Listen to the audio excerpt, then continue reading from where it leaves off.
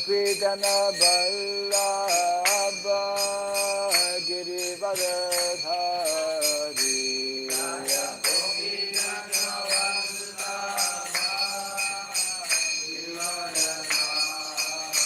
Jaya Gopidana Vallabha Girivardhari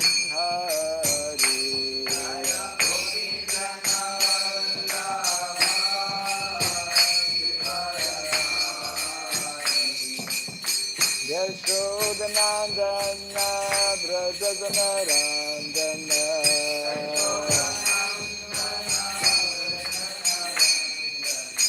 Yashodanandana Brajajanarandana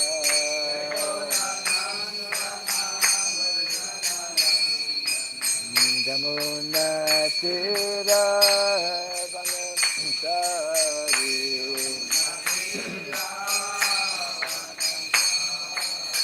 Jamuna Tira Vanasari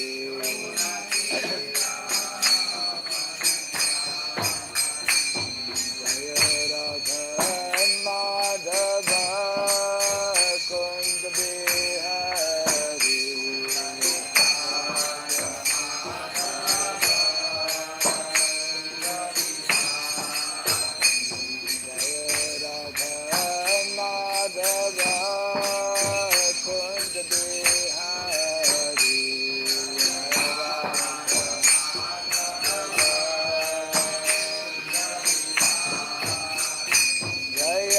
Gopidana Vallabha Girivardhari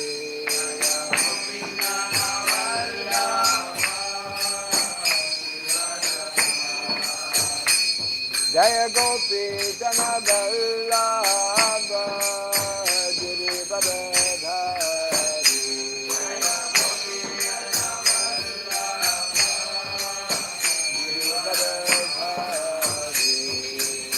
Yashodanandana Brajajanarandana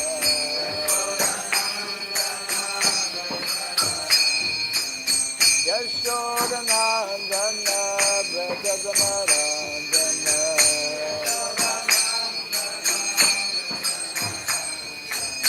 Jamuna Tira Vanasari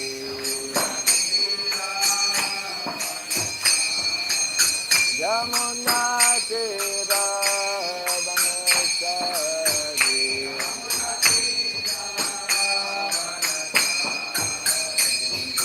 Radha Madhava Kund Bihari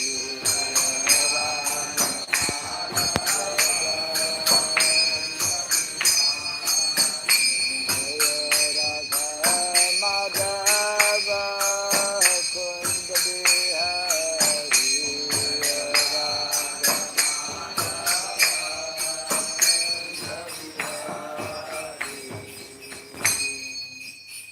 Hare Krishna Hare Krishna Krishna Krishna Hare Hare Hare Rama Hare Rama Rama Hare Hare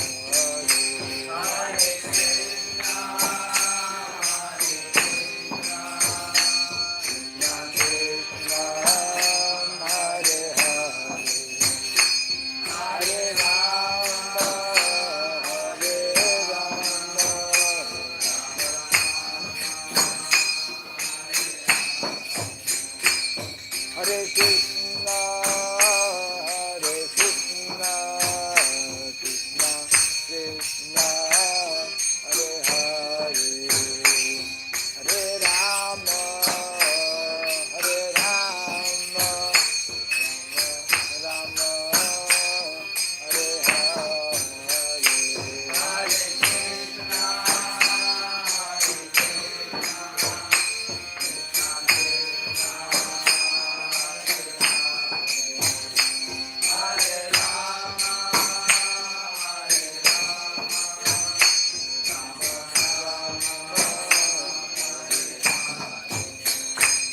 Hare Krishna, Hare Krishna, Krishna Krishna, Hare Hare, Hare Rama, Hare Rama, Rama Rama, Hare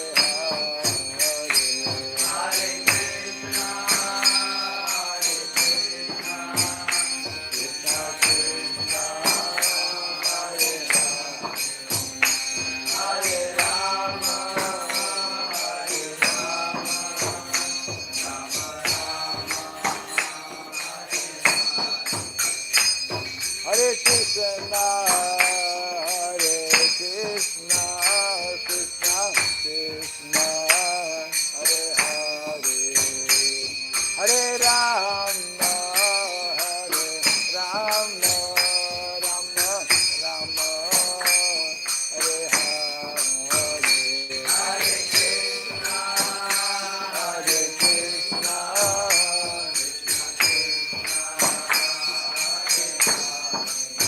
Hare Rama, Hare Rama, Rama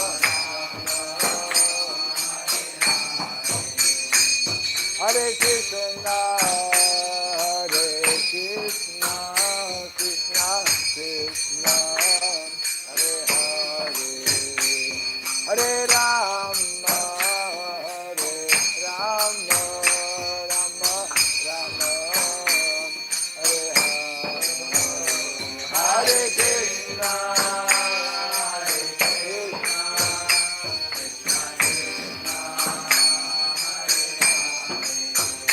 Hare Rama, Hare Rama, Rama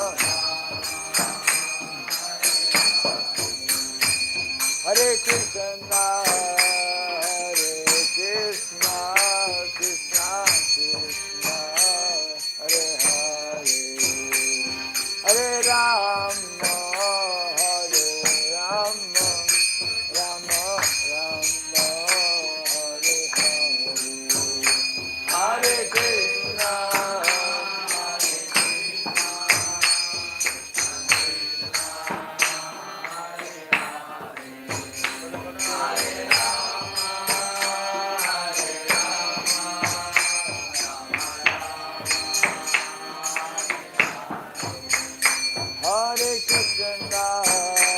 Hare Krishna, Hare Krishna, Krishna Krishna, Hare Hare, Hare Rama, Hare Rama, Rama Rama, Hare Hare, Hare Krishna, Hare Hare,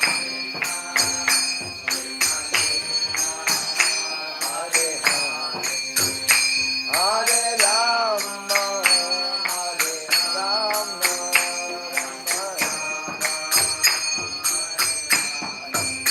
Hare Krishna, Hare Krishna, Krishna Krishna, Hare Hare, Hare Rama, Hare Rama, Rama Rama, Hare Hare,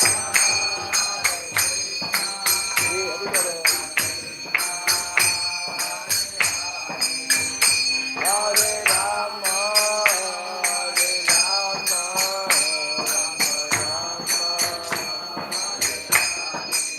Hare Krishna, Hare Krishna, Krishna Krishna, Hare Hare, Hare Rama, Hare Rama, Rama Rama, Hare Hare,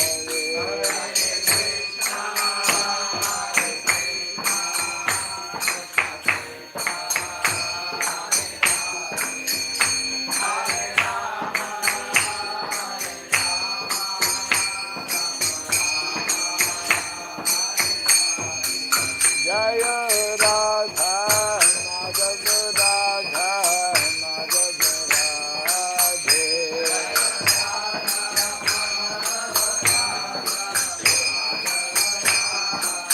Jaya Radha Madhava Radha Madhava Radhe Radha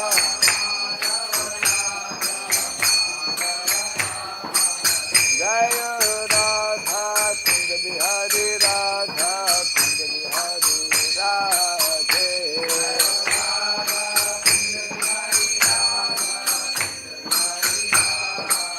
Jaya Prabhupada Jaya Prabhupada Prabhupada Prabhupada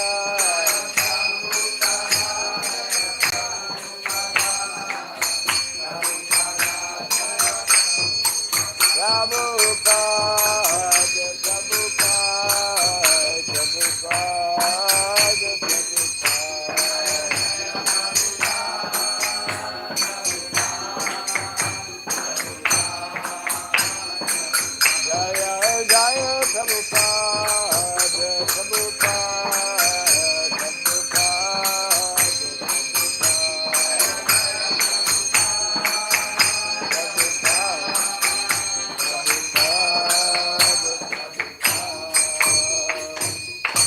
Gaura Pimanandi Jayam Vishupad Paramahamsa Pri Vradgacharya Stotra Satya Sri Simadhi's Divine Grace Shilabhai Charanaravinda Bhaktivedanta Swami Srila Prabhupada Ki Ananta Koti Vaishnava Vrinda Ki Skandi BT Founder Acharya Divine Grace Srila Prabhupada Ki Namacharya Srila Haridas Thakur Ki Samavata Bhakta Vrinda Ki Harinam Sankirtan Ki Santaraj Madhagavatam Ki Rani Tagore Pimanandi All glories to the assembled devotees, all glories to the assembled devotees, all glories to the assembled devotees.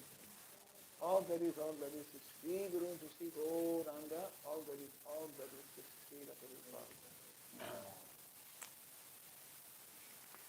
Om Agyanatimirandasya Gyanandana Shalakaya Chakshurindalitam Jena Tasmai Sri Gurave Namaha Sri Chaitanya Manobhistam Stapitam Jena Bhutale Swayam Rupa Kadamahyam Dadati Swapadantikam Vandeham Sri Guru Sri Jita Padakamalam Sri Gurun Vaishnavansya Sri Rupam Sagrajatam Sahagana Raghunatam Vitam Tvam Sajivam Advaitam Savadutam Palidana Sahitam Krishna Chaitanya Devam Sri Radha Krishna Padam Sahagana Lika Sri Shakanvitam Scha Hey Krishna Karuna Sindhu Dinabandhu Jagatpate Gopesha Gopika Kanta Radha Kanta Namaste Tapta Kanchana Gaurangi Radhe Vrindavaneshwari Vrishabhanu Sudhile Pranamami Hare Priye Vansakalpa Tarubhyasya Kripa Sindhu Jayavasa Patitanam Pavanebhyo Vaishnavebhyo Namo Namaha Narayanam Namaskritya Naram Chaiva Narottamam Devim Saraswatim Vyasam Tato Jayamudiraya. Before reciting the Srimad Bhagavatam, which is our very means of conquest, let us first offer our respectful obeisances unto Narayana, the Supreme Personality of Godhead, unto Nara, Narayan Rishi, the supremmost human being, unto Mother Saraswati, the goddess of learning, and unto Srila Vyasadeva, the author. Nasta Prayeshavadreshu Nityam Bhagavata Sevaya Bhagavati Tamasloke Bhaktir Bhavati Naistiki. By regularly hearing the Srimad Bhagavatam and by rendering service unto the pure devotee, all that is troublesome within the heart becomes destroyed practically to nil, and loving devotional service unto the Supreme Lord, who is praised with transcendental songs, it becomes established as an irrevocable fact. Idam Bhagavatam Nama Puranam Brahmasamitam Uttama Charitam Sakara Bhagavan Rishi Nishreyasaya Lokasya Dhanyam Swasaya Namaha. This Srimad Bhagavatam, known as the Grantaraj, the king of all Vedic literatures, is the literary incarnation of God. It is compiled by the incarnation of God, Srila Vyasadeva. It is meant for the ultimate good of all people. It is all successful, all blissful, and all perfect. Sri Krishna Chaitanya, Prabhu Nityananda, Sri Advaita Gadadhar, Sri Vasadi Gaura Bhakta Vrinda, Hare Krishna, Hare Krishna, Krishna Krishna, Hare Hare, Hare Rama, Hare Rama, Rama Rama, Hare Hare. Om Namo Bhagavate Vasudevaya. Om Namo Bhagavate Vasudevaya. Om Namo Bhagavate Vasudevaya. Om Surabhyai Namaha. Om Surabhyai Namaha. Om Surabhyai Namaha. Mukham karoti vasalam pangum langayate girim yatkripa tamaham bandhe Sri Gurum Dinataranam. Yatkripa tamaham bandhe Sri Gurum Dinataranam. Hare Krishna. Welcome to our Bhagavatam class. Continuing to read from Canto number 7, chapter 2, which is entitled Hiranyakashipu, King of the Demons. Today, text 23.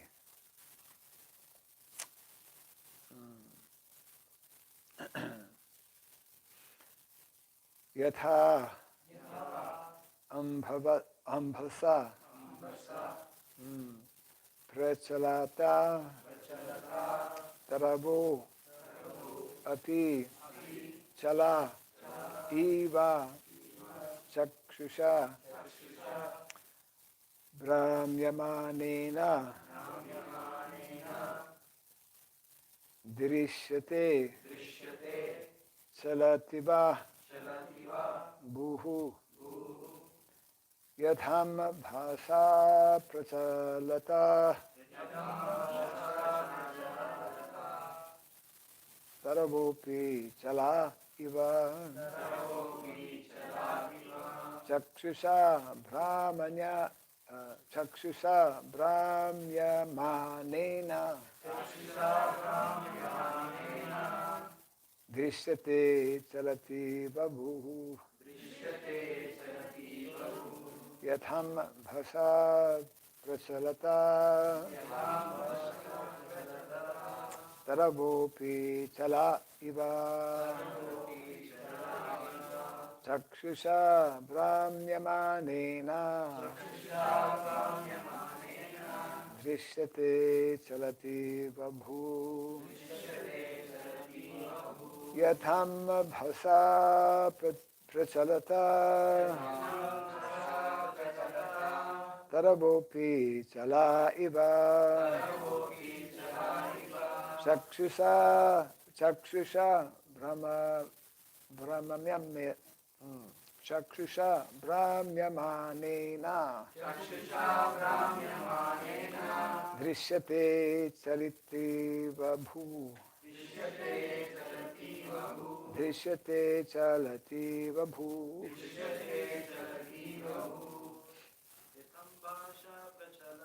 Tatham Vasa Prachalata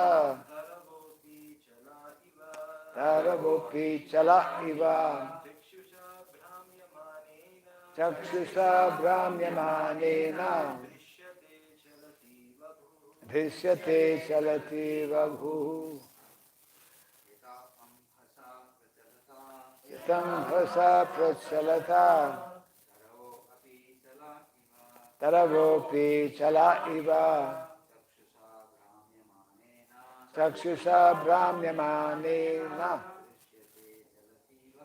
Drishyate Chalati Vabhu.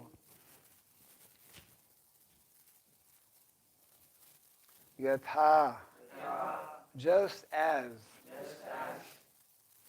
Ambhasa, by water, Prachalata, moving, Taravaha, the trees on the bank of the river, Api, also, Chalaha, moving, Iva, as if, Chakshusha, by the eye, Brahmyamanena, moving, Drishyate, is seen, Chalati, moving, Iva, as if, Bhuhu, the ground. Translation and purport by His Divine Grace A.C. Bhaktivedanta Swami Srila Prabhupada Ki. Because of the movements of the water, the trees on the bank of a river, when reflected on the water, seem to move. Similarly, when the eyes move because of some mental derangement, the land appears to move also. Kindly repeat after me. Because of the movements of the water, the trees on the bank of a river, when reflected on the water, seem to move. Similarly, when the eyes move because of some mental derangement, the land appears to move also. Purport.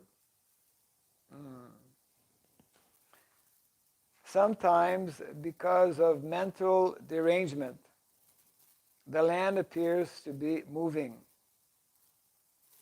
A drunkard, for example, good example, a drunkard, for example, or a person with a heart disease, sometimes feels that the land is moving. Similarly, the reflections of trees in a flowing river also appear to move. These are the actions of Maya. Actually, the living entity does not move. Stanur asalo gam. The living entity does not take birth or accept death, but because of the transient, subtle, and gross bodies, the living entity appears to move from one place to another, or be dead and gone forever. As a great Bengali Vaishnava poet, Jagadananda Pandit has said, Pishachi paile yena mati channa hoy maya grasta jivera hoy se bhava udoy.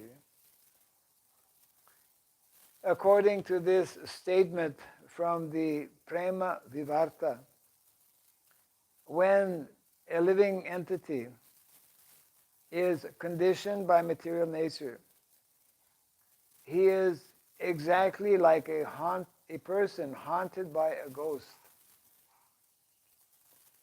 One should therefore understand the fixed position of the spirit soul and how he is carried away by the waves of material nature to different bodies and different situations under lamentation and hankering.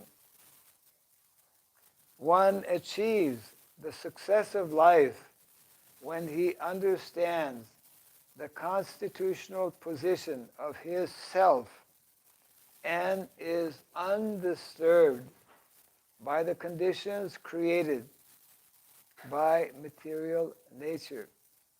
Prakrite kriyamanani gunai karmani sarvasaha. Translation again. Because of the movements of the water, the trees on the bank of a river, when reflected on the water, seem to move.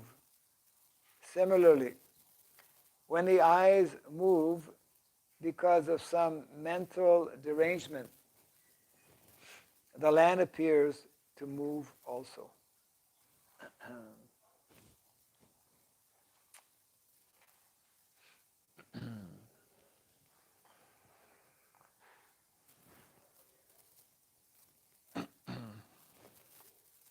So very appropriate examples are given here to explain the actual position of the spirit soul. Spirit soul remains unchanging, but due to the influence of the material energy through the modes of material nature, we perceive things just like in the Bhagavad Gita also it explains about matra spashasta konteya shitosna dukkha dukkada. Due to experiencing by the touch of the skin, sometimes warm, sometimes cold, we experience like that.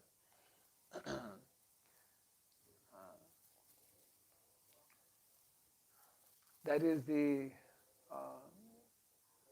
situation actually with the vast majority of living entities in the material world. They are not able to see things properly, not able to understand things properly due to these various layers of covering, again, through the modes of material nature. And therefore, one is constantly wavering, oscillating between hankering and lamentation. Therefore, that verse, well-known verse, Brahma Bhuta Prasanatma Nasochati na Kanchati. One who actually attains the level of Brahman realization, Brahma Bhuta platform. One who fully, not only theoretically, but practically realizes, understands his position as an eternal spirit soul, then he's no longer affected by the dualities of the material world. No longer has no reason to hanker or to lament.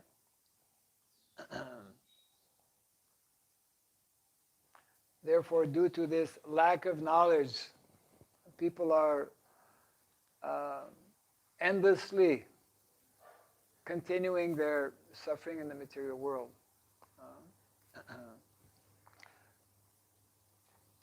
That is the meaning of transcending uh, the two results that happen when one takes up this process of Krishna consciousness, when one cultivates this knowledge, is that one gradually comes to the platform of transcending the modes of material nature.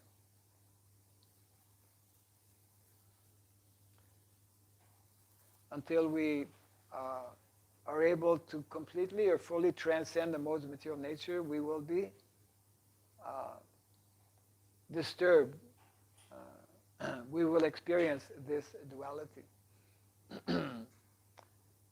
And the other great, let's say, benefit by cultivating this knowledge is that one also is less and less affected by the threefold miseries of life. These are the two factors that cause suffering to the living entity, to the conditioned living entity. Because we are here in the material world, we cannot avoid these threefold miseries of life, isn't it? Adhiraidik, adhibautik, and adhyatmic. So it is not that when we become devotee, these things disappear. We're still surrounded by these three activities, but due to developed consciousness, isn't it? Therefore, that's what it means by becoming absorbed, by fixing our mind on the transcendental platform. So in this way,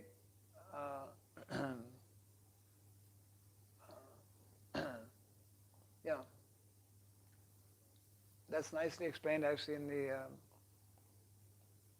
in the beginning of the 14th chapter, which deals especially with the gunas, the three modes of material nature. Krishna is explaining in the very beginning, Sri Bhagavan Uvacha, Param Bhuya Pravakshami. My dear Arjuna, I will now explain to you again. Krishna is already explaining, but again he will explain the subject matter of transcendence. Param, what is Param? Param Bhuya Pravakshami Jnananam Jnanam Uttamam. This is the topmost of all knowledge, the wisest of all knowledge is what I will explain to you. Yaj Yadva Munaya Sarve Param Siddhim. This has been followed and understood by all great sages in the past. And by understanding this, I'll just read the translation. By understanding this, one attains this Param Siddhim, Param Siddhi. This Param Siddhi, only by attaining this position does one then becomes unaffected by these modes of material nature. Param bhuya pravakshami jnanam jnanam uttamam. Yaj yadva munaya sarve param siddhim ito gataha. The translation is, the Supreme Personality of Godhead said, again I shall declare to you this supreme wisdom, the best of all knowledge, knowing which all the sages have attained the supreme perfection.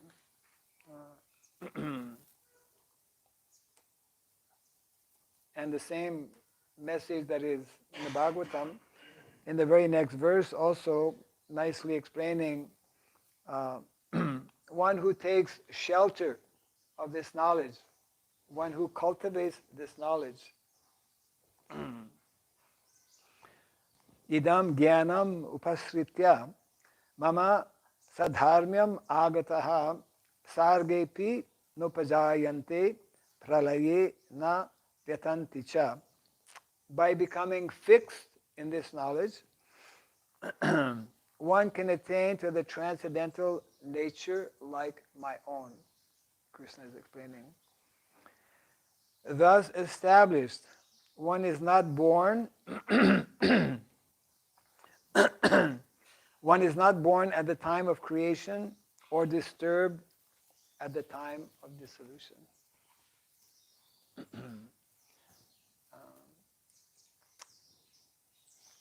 That means that if one is not having this knowledge, again, he is forced by the laws of nature to constantly waver between so-called happiness, temporary happiness, and distress in the material world. Or as Prabhupada would also explain, we are, due to lack of this knowledge, lack of this understanding, we are, the living entity, the conditioned living entity is in a constant state of, we could say, unreality, or constantly dreaming. We dream at nighttime, and we dream in the daytime also, by not connecting or not being situated on this platform. So that is the great boon or benefit that one attains by the cultivation of this knowledge. One who is cultivating this knowledge,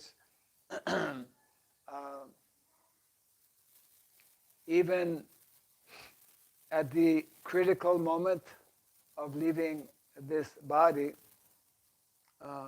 can actually remain fixed in consciousness.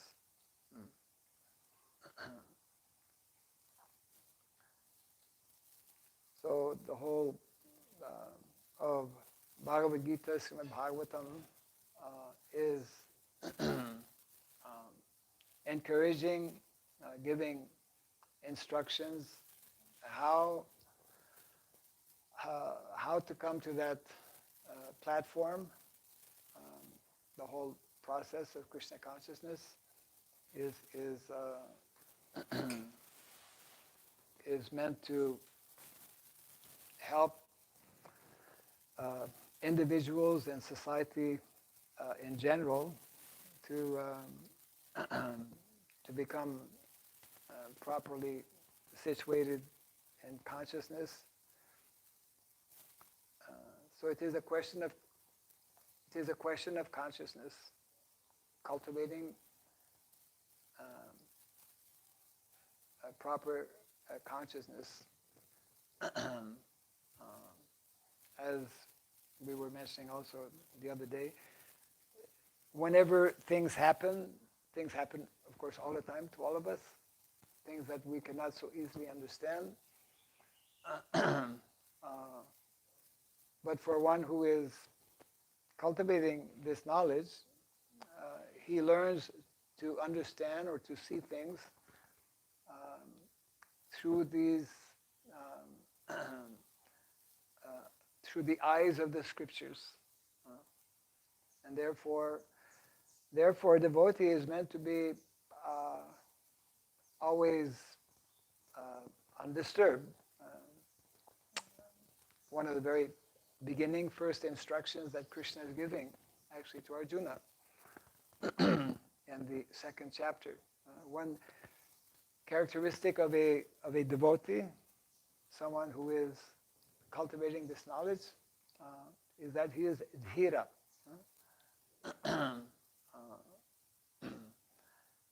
Dehi no sminyata dehe komaram jovanam jala tatha dehantara praptir dhiras tatra namuyati.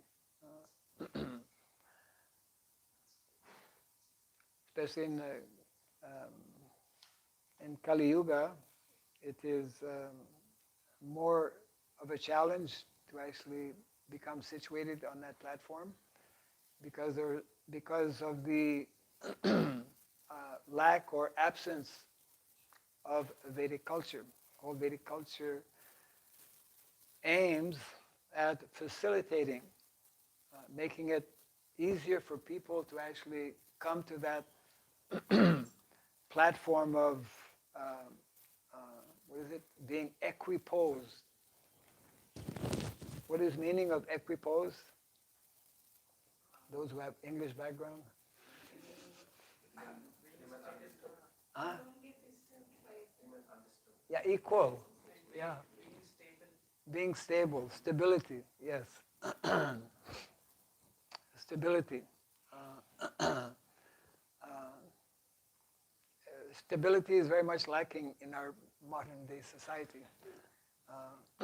One of the one of the foremost problems being that of, and increasing as well, mental disturbance, mental illness, mental health, actually. Yeah. So, in that sense, we can understand or should understand that there is a tremendous need and a great demand for sober people. Devotees are meant to be those sober persons, someone that people can turn to in times of distress. And nowadays, we are living constantly in times of distress. And therefore,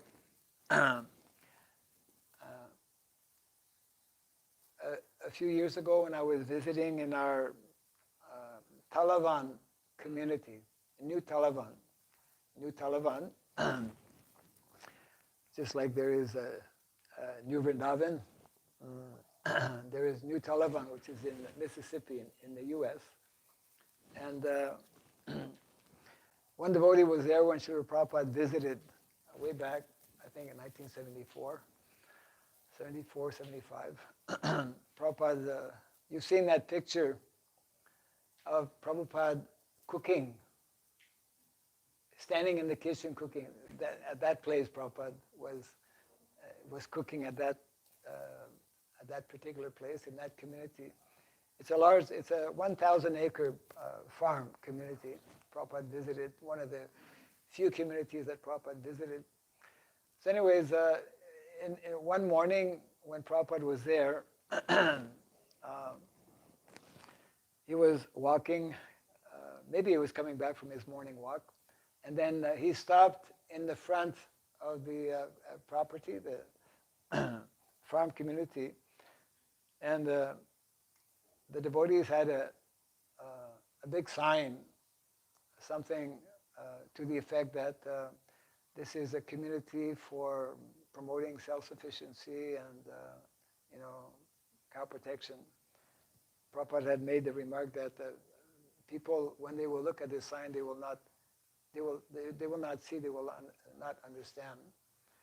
So in that conversation or exchange, one devotee had asked, in other words, our farm communities were meant to highlight and demonstrate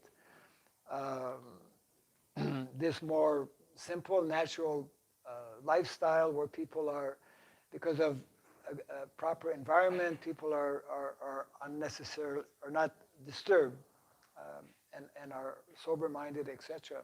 So one devotee was asking, because in those days, at different times, devotees, they would discuss with Srila Prabhupada, Prabhupada, what will happen to the devotees when a third world war comes? Very interesting topic. You know, what should the devotees do, or what will happen? And Prabhupada gave a very interesting reply that the devotees and our society will be like the Red Cross, because there will be so much of devastation. People will be so disturbed. It's just like even now, the Red Cross, for those who may not know, I think everyone knows what the Red Cross, it's a body organization where they send people in, we could say, whenever there's been calamities and people are in great distress. So the Red Cross, especially, they give blood. Red Cross, that sign is there. Amongst others, they give medical relief, medical support, etc., like that.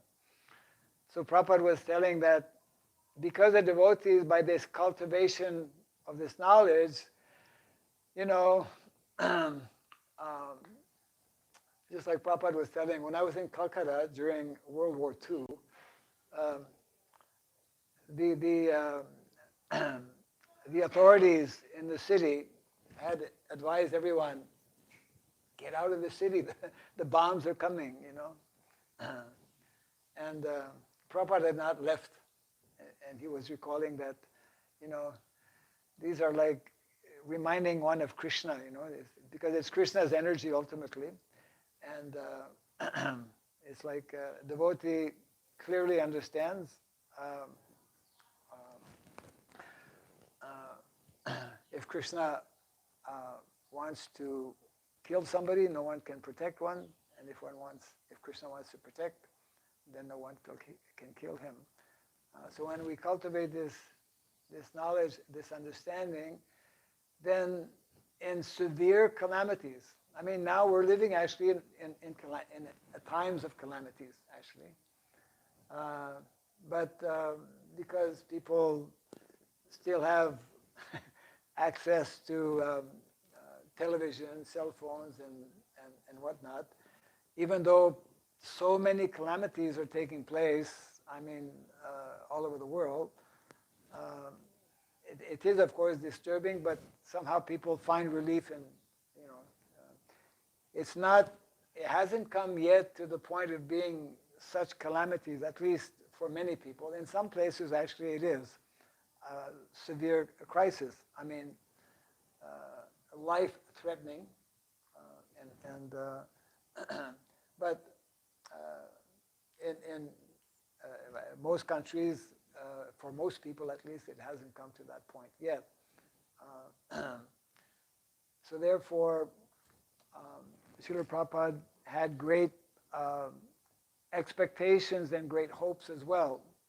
One thing that Prabhupada, I'm sure you've heard as well, mentioning, and is quite, I would say, appropriate to remind ourselves of that as well. Srila Prabhupada explained how when the situation will become very, very severe, then people by the thousands, people by the hundreds and thousands will come to our farm communities, which we don't have, to take shelter, you see. So Prabhupada in this way gave many important instructions that are important for us to bring back to memory, to remember, because they will underline the fact that if such a situation is definitely predicted to happen. Not that we are living constantly in fear, but a devotee is aware because he is cultivating this knowledge that this material world is a place of calamity where we can expect at any time. And unless we learn to cultivate this knowledge, we will not be able to do properly, to do things properly. Of course, that is, we could say, a side benefit or side effect of cultivating this knowledge. We cultivate this knowledge of Krishna consciousness ultimately to reconnect with Krishna, to reestablish our relationship with Krishna. But this is one of the, we could say, positive effects that devotees are meant to, being situated in that understanding, are in the best position actually. Devotees, being the well-wishers of all living entities, are in the best position actually to help people, not only spiritually but also materially, in terms of, teaching people how to deal with the material energy in a way that the material energy will be more, we could say, favorable. When we are dealing with Mother Nature in a positive way, favorably, then she reciprocates also favorably or positively. So these are nice examples being given here of a drunken person, for those who are coming late for the Bhagavatam here. In the purport, Prabhupada gives the example, a person who is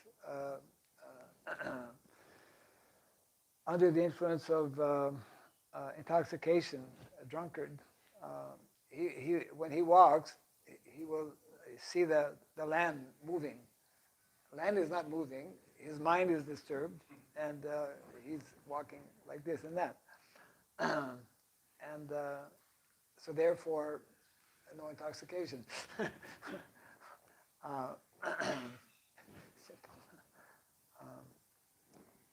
And the other,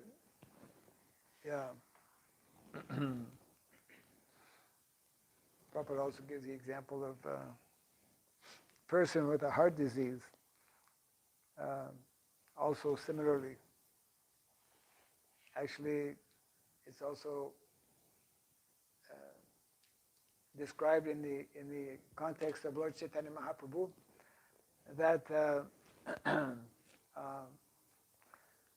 Lord Chaitanya sometimes would go into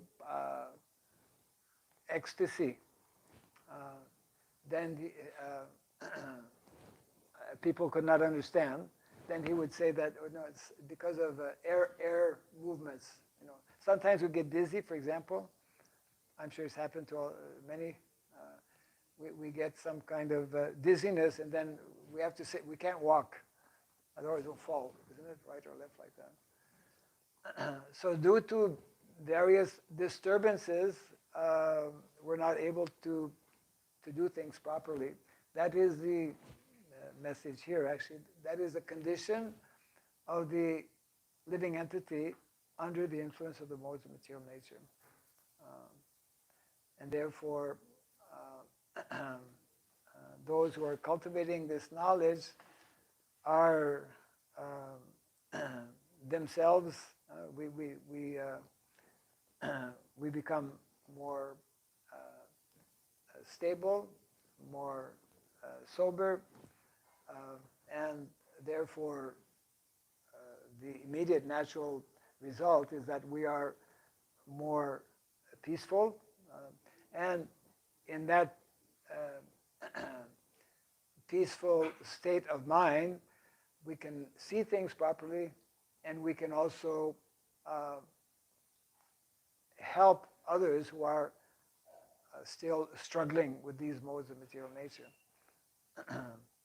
We cannot assist those who are struggling if we are still ourselves struggling, or as the example given by Srila Prabhupada often, someone who is bound by ropes cannot help someone who's also bound by ropes. So I'll just read the text again here. This was text number 23. Because of the movements of the water, the trees on the bank of a river, when reflected on the water, seem to move. Similarly, when the eyes move because of some mental derangement, the land appears to move also. And Prabhupada makes a comment here regarding, let's see, yeah.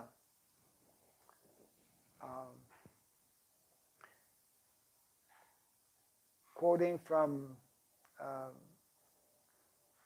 Prabhupada mentions a well-known Bengali Vaishnava poet, Jagadananda Pandit.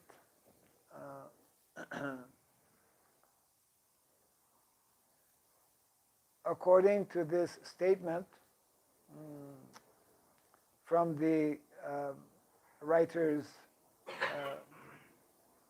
poetry in the Prema Vivarta, when a living entity is conditioned by material nature, he is exactly like a person haunted by a ghost.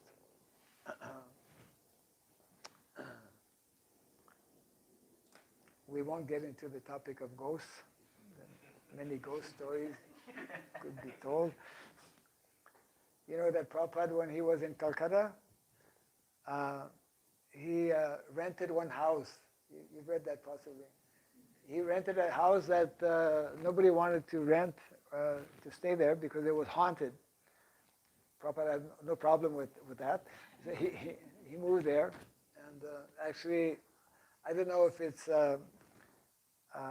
portrayed exactly as it happened, but His Holiness Bhakti Charu Maharaj had made his video story of Srila Prabhupada, and that is depicted there actually. So yeah, when Prabhupada was staying in that house, apparently he had some interaction with that ghost, and ended preaching to him to chant Hare Krishna. All your problems will be solved. So that is our position. It's a very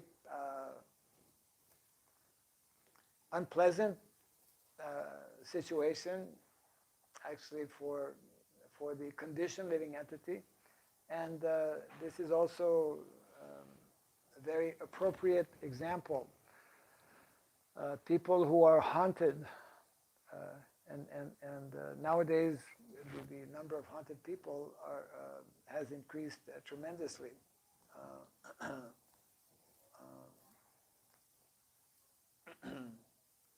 Prabhupada actually explains that the reason there is overpopulation, increased population to a very large extent, is that there is a planet approximately 100 miles from this Earth planet, which is a ghost-free planet. And because people are not taking advantage of this knowledge, there's people are not becoming liberated. It's just like in a prison house, if you keep sending people in the prison and no one goes out, then the prison out gets overpopulated, you see. So a similar kind of situation taking place. Of course, when that happens, at some particular point, some arrangement is made for liberating prisoners, and we should understand that something similar is also in the making now as well.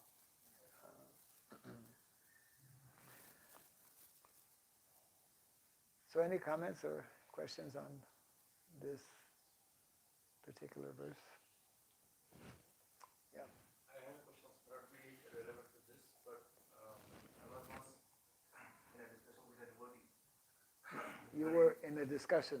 Yes. Okay. With a devotee, and we were discussing about how these farm communities are so important for practicing our own spiritual life. Right. And so there, he says that of course he's not a God brother, he's from some other. So he says that A devotee. yes. Okay. So he says, Srila Prabhupada never went to any village. Why you people are So this person was telling that, I'm just repeating a little bit because just so that those who might be listening. So you're telling me you were having a discussion, and he was telling that why give so much importance to farm communities or villages? Prabhupada was not born in a village. Prabhupada never went to a village. But that's not true, of course. I mean, Prabhupada was not born in a village, that's true. He was born in Calcutta. But that Prabhupada did not go to villages is not true. Anyways, go ahead. Yeah. So when it comes to calamities or say, like for example, born in Calcutta and Bhopal, if you want to leave the city. So devotees also they will get inspired. They will say, let anything happen, we will also not leave the city. Okay. So that devotee was using that example of Prabhupada being undisturbed when the bombs were falling in Calcutta. Yes, calamities will be there everywhere. So Yeah, even in the villages. But actually, generally, bombs don't fall in the villages. No, it's true, actually. But calamities are there everywhere. That is true. Maybe not in the form of bombs. But so he was basically making the argument that Prabhupada himself, Srila Prabhupada himself, did not go to the villages, and so therefore that's not really so important. yes. So why do people speak so much about it, or give it so much importance? Yeah. We fail to understand, people who speak like that fail to understand a very basic component, a very basic aspect, I would say a fundamental aspect in terms of the Vedic culture, which is, of course, we know that the primary, most important aspect of the Vedic culture is to become Krishna conscious, isn't it? Is to cultivate a spiritual life. And therefore, in order to facilitate this cultivation of spiritual life, being in a more congenial environment, being in a more congenial environment means more natural environment that will facilitate this cultivation. Vedic culture, therefore, has always emphasized the need and the importance of living in village, you see. And that is the one of the main reasons why Krishna chose to live in a village as a young boy. And even after leaving Vrindavan, because we know Krishna remained out of his 125 years that he performed his pastime, Krishna, major portion of his manifest pastimes were not in Vrindavan. But we know that even after leaving Vrindavan, and especially when Krishna was in Dwarka, the most beautiful city of Dwarka, although he was staying in Dwarka, and had all of the facilities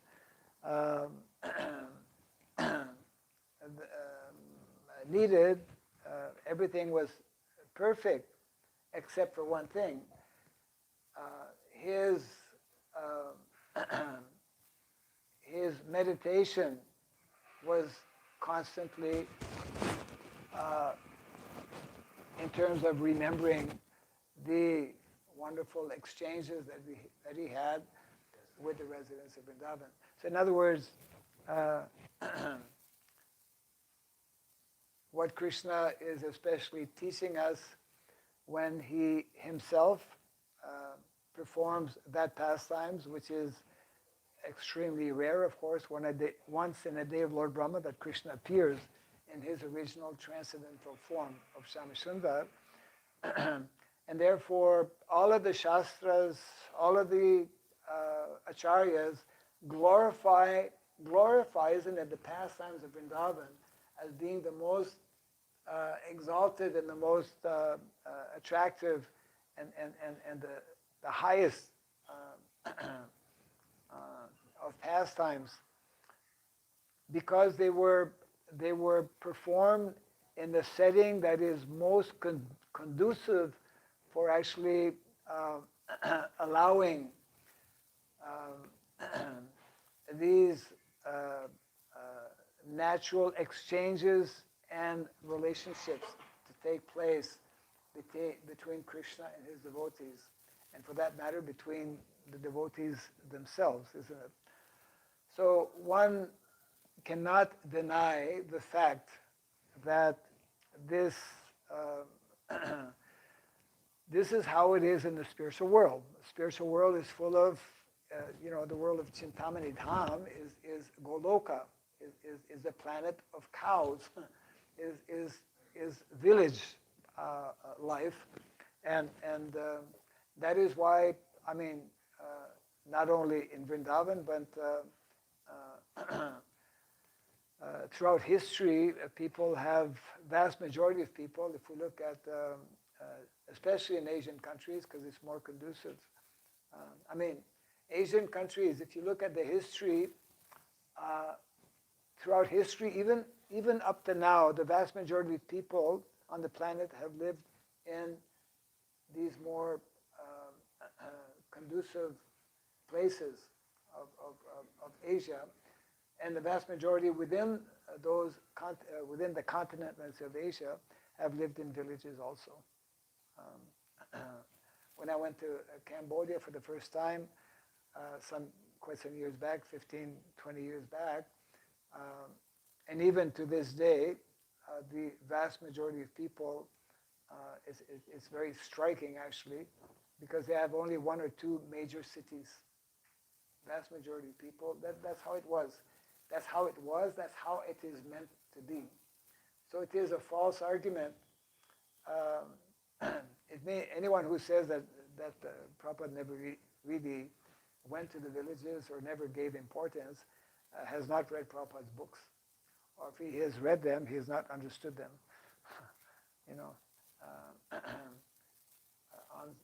On so many occasions and in so many ways, Srila Prabhupada explained the importance of, simple living and high thinking, which is especially in a more complete manner meant to be experienced in a village setting, isn't it?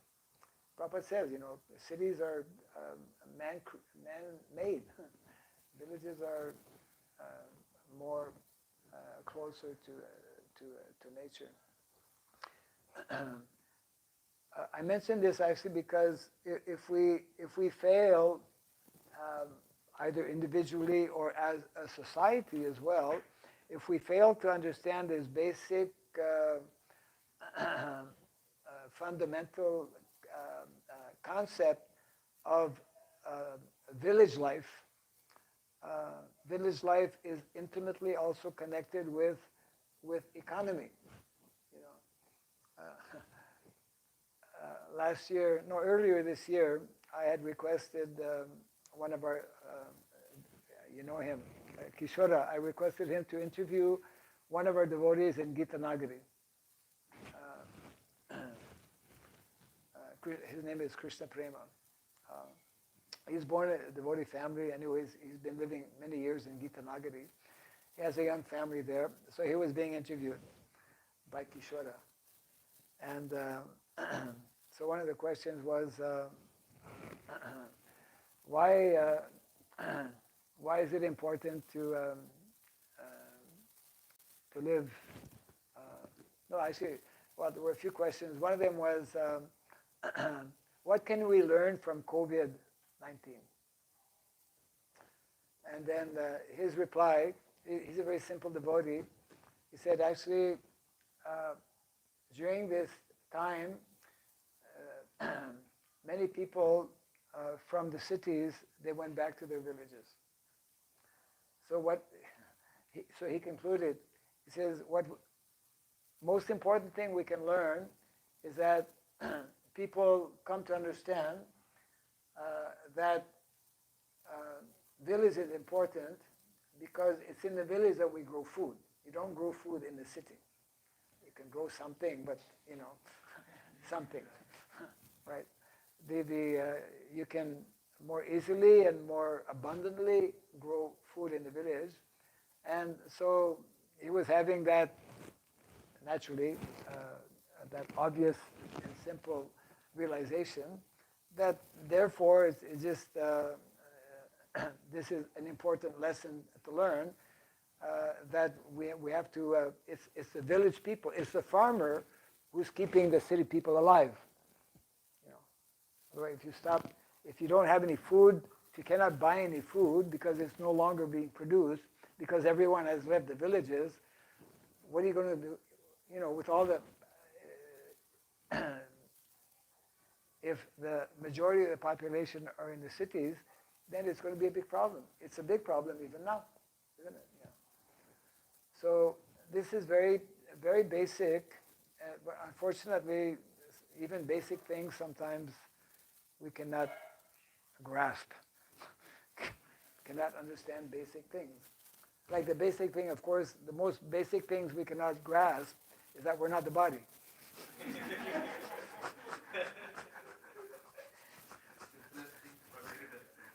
Every time we look in the mirror, I'm not, it's me, no. I'm not the body, yeah. So our philosophy, Vedic philosophy of Sanatana Dharma, in many ways is very simple, but also very profound, and because Maya is also very very strong, very powerful, therefore even the obvious we cannot understand. And this is part of the obvious, that civilization or any civilization cannot properly function, and people cannot be happy unless they they come back to the more simple and natural way of living. So dharma is teaching us that. Dharma means bringing us back, helping us to return to our natural condition. Dharma in many ways means what is natural to us. So what is natural to us is that we are eternal spirit soul. We are not this body. That is our nature. What is natural? Dharma means what is natural. What is natural spiritually and what is natural materially. What is natural materially is being close to nature, living in harmony with nature. And what is natural also is understanding and knowing something which the vast majority of people, including, unfortunately, the vast majority of our own devotees, are not understanding, that actually the most simple, natural means and way by which we can meet our basic necessities of life is through land and cows, through agriculture. Agriculture being praised and glorified as being the noblest profession for all of mankind. I was just telling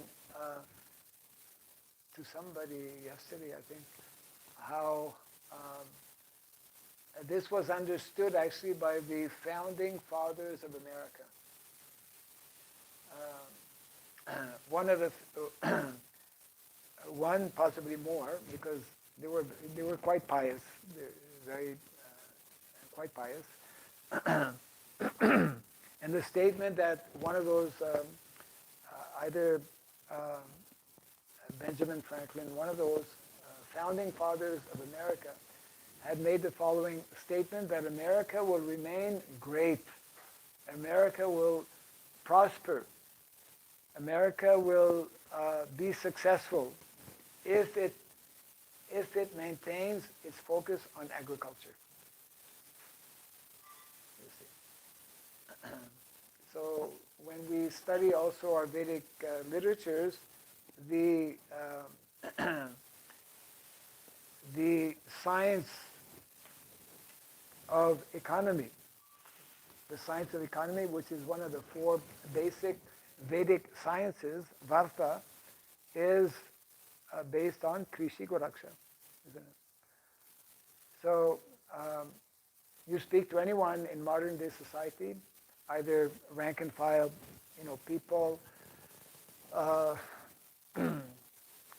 and including and especially, I would say, the modern leaders of different countries around the world.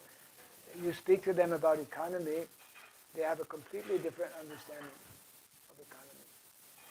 So, because we're not sufficiently studying these, what makes up our Vedic culture, that we're missing out on very basics. We are missing out on very simple and basic instructions that are there, and therefore, I don't know if that answers your question. Yes, Trying to address I it. feel, Yeah. I just my one mention that the influence of Kali is so much, so strong that always we get attraction to unnatural things, man-made things. We don't value or we don't get so much attraction to Yeah, that is our great misfortune. We are attracted to what is unnatural. so strongly built within us. Like you have been speaking on this subject for so many years.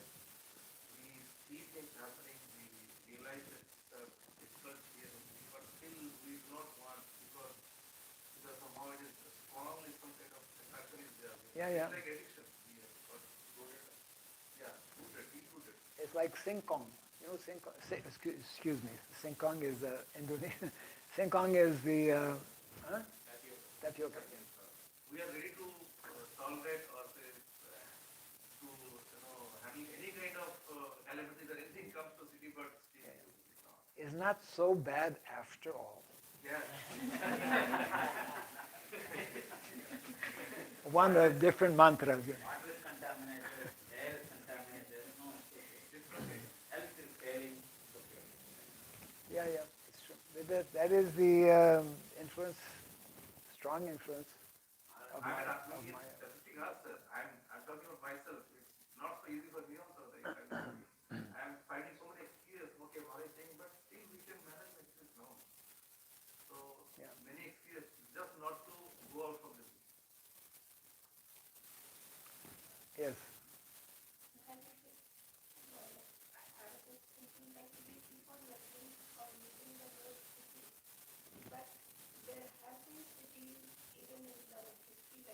There have been cities in the past, yes. We are using the same term for these modern cities. They are not actually cities because even when we read Bhagavad Gita, it's very clearly mentioned of demoniac nature and divine nature. Yes. Demoniac nature, all the things are going contrary to the religious principles and the religious intention. So it's no longer city the way we have understood in the past. Correct. So here if we are talking about leaving the city, we are not talking about leaving the city the way it was there earlier. Here we are talking about leaving the demoniac propensity Correct. that has the problem. We are talking about leaving the hellish cities. Yeah, cities that were conceived and constructed without a basic understanding of why we are building the city. Isn't it? Here it's more like an epicenter for sense gratification. Of course. Yes, yes. Like when we read about Dwarka and Krishna and Vrindavan, we can see people observing all the traditions and all the cultures. Like when they sitting were there on top, they were sharing stuff. They were observing it, but here it's all just opposite. It's just But even at that time, when Dwarka and Hastinapur were in place, were there, still the vast majority of people were living in the country. You see? That's another important point. We are not per se against cities. We are against demoniac cities, Yes. or cities that are dungeons. And Prabhupada writes actually in one purport how cities are more dangerous than jungles, where there's all kinds of wild animals and whatnot. Modern day cities are more dangerous than those. Yeah. So it is not that we, in rebuilding, let's say, restructuring, because that's one of the objectives as well.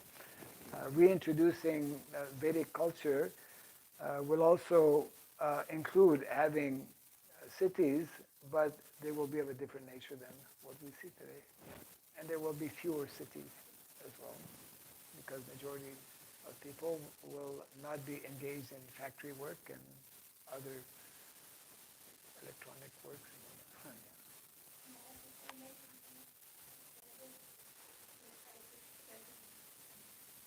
like in our movement, Srila Prabhupada, when he was teaching, he was like really so good,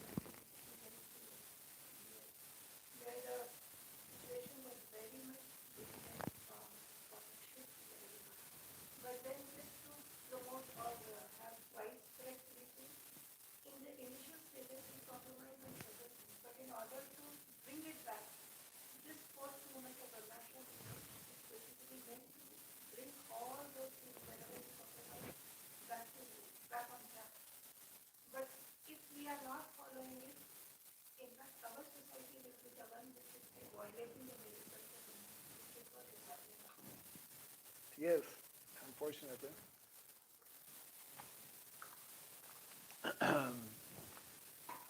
If we are, that is why,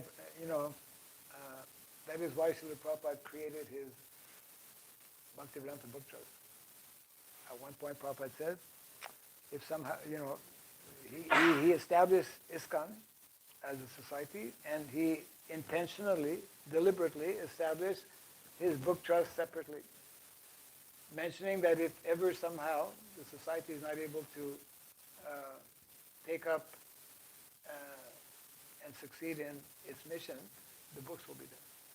So there is a danger, yes, if we are not understanding, not following some of the fundamental instructions given by Srila Prabhupada, there is all possibility of deviating and of becoming useless.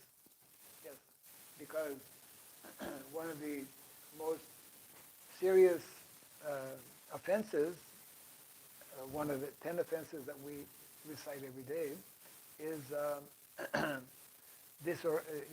disobeying the orders of the spiritual master. Srila Prabhupada is the founder Acharya, and therefore, when we have such clear instructions and we are not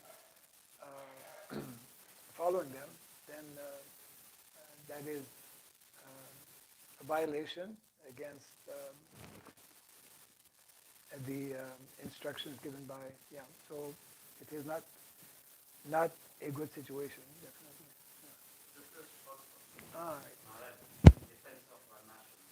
In defense. Yes.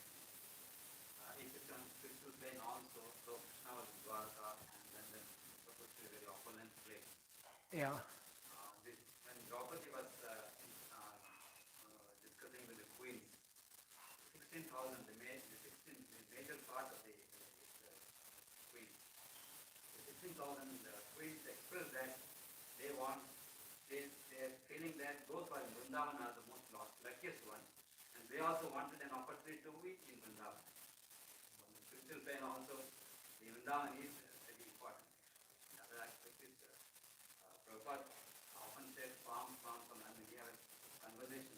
Prabhupada says farm, and Prabhupada, it is not my will. It's not my desire. It's the desire of Krishna that they should be created. Yeah, yeah, On both planes, I think we have a justification for yeah. the relation. Means even the residents of Dwarka are, like Krishna, also understanding the special feature or nature of villages, Vrindavan, in particular Vrindavan villages. Yeah, all villages are meant to be Vrindavan villages, and where Krishna is in the center, etc.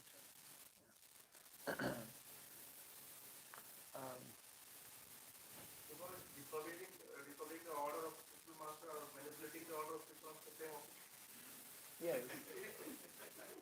Because most of the time we are manipulating. Yeah. It's not our working. Yes, disobeying or manipulating, whatever. Okay, we'll come to a close this morning. Jai Grantaraj Srimad Bhagavatam ki jai, Srila Prabhupada ki jai, Gaura Premanande.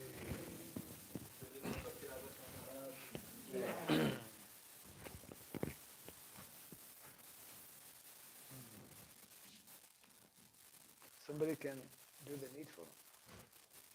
John. Wow. Very nice. All from upstairs. From here? Yeah? Okay. I have to pay a visit there sometime.